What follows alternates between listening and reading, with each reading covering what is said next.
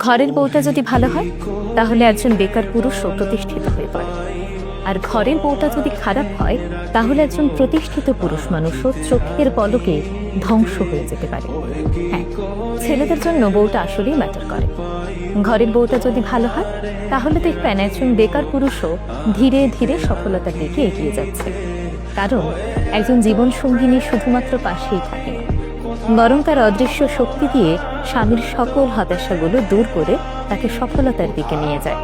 স্বামীকে ধৈর্য দেয়, সাহস যোগায়, তার খারাপ সময়গুলোতে ধৈর্য ধরে তার পাশে থেকে সেই সময় মোকাবেলায় সাহায্য করে।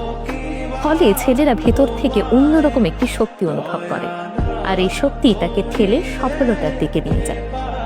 অপরদিকে ঘরের বউটি যদি চরিত্রের দিক থেকে খারাপ হয়, নেতিবাচক মনোভাবের হয়, তাহলে একজন প্রতিষ্ঠিত পুরুষও ভেতর থেকে ভেঙে পড়ে। প্রতিনিয়ত সন্দেহ, অবিশ্বাস, হতাশা এই জিনিসগুলো তাকে ভেতর থেকে দুর্বল করে দেয়।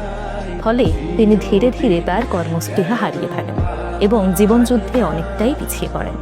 তাই ছেলেদের জীবনে স্ত্রী আসলেই ম্যাটার করে, কারণ স্ত্রী শুধু একজন সঙ্গীই নন, তার চলার পথে সাহসের উৎস কিংবা ধ্বংসের কারণ। একটি সম্পর্কের সৌন্দর্য তখনই ফুটে ওঠে যখন একজন আরেকজনের শক্তি হয়। তাই বিয়ে শুধুমাত্র সামাজিক দায়িত্ব নয়, বিয়ে জীবনের সবচেয়ে গুরুত্বপূর্ণ সিদ্ধান্ত। তাই এমন একজনের হাতেই নিজের ভবিষ্যৎ তুলে দেবেন যাকে আপনি বিশ্বাস করতে পারেন। এমন একজনকেই বেছে নেবেন যার কাছে আপনার স্বপ্নটা তার স্বপ্নের মতোই গুরুত্বপূর্ণ।